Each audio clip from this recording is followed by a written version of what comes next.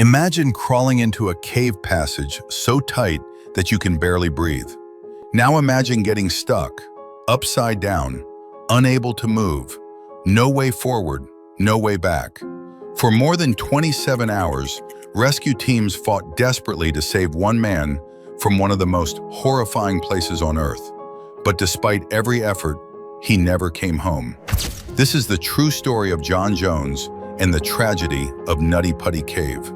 Located in Utah, USA, Nutty Putty Cave was once considered a popular destination for amateur cave explorers. Discovered in 1960, the cave earned its unusual name because of the soft, sticky clay that coated many of its narrow tunnels.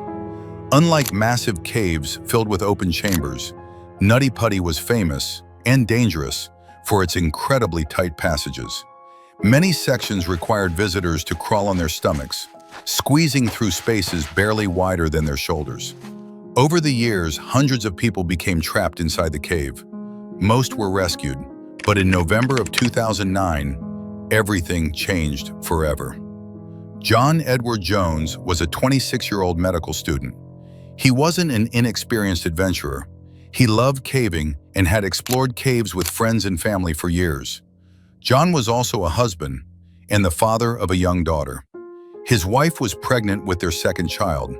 Just days before Thanksgiving, John joined his brother Josh and several friends for what they believed would be another memorable family adventure. None of them imagined it would become one of the most tragic cave accidents in history. Deep inside Nutty Putty Cave, John searched for a famous passage known as the Birth Canal. Instead, he accidentally entered an unmapped tunnel. At first, the passage seemed manageable, but with every inch he crawled forward, the tunnel became tighter. Soon, John found himself wedged headfirst inside a vertical crack, measuring only about 18 inches by 10 inches. When he tried to back out, he couldn't. Gravity pulled him even deeper. His body slipped farther into the narrow rock. He became trapped upside down at nearly an 80-degree angle. Every breath pushed him slightly deeper, and every minute made escape even more impossible. Josh immediately realized something was terribly wrong. He tried pulling John free himself, but it was impossible. Emergency crews rushed to the cave. More than 100 rescuers worked tirelessly. They crawled through the same tiny passages carrying ropes, pulleys, medical equipment, and supplies. Rescuers managed to reach John.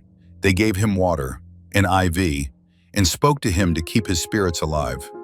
At one point, they even built a complex pulley system that slowly began lifting him out. Hope returned.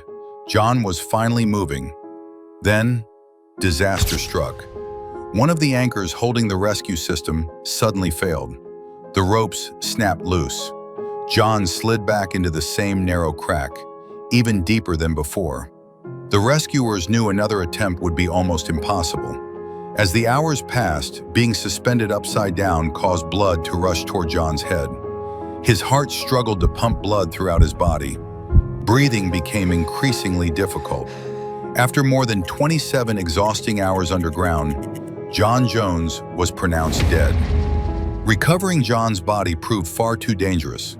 The tunnel was simply too small. Any additional rescue attempt could have claimed even more lives. Authorities made the heartbreaking decision to permanently seal Nutty Putty Cave. John's body remains inside to this day. The cave became his final resting place.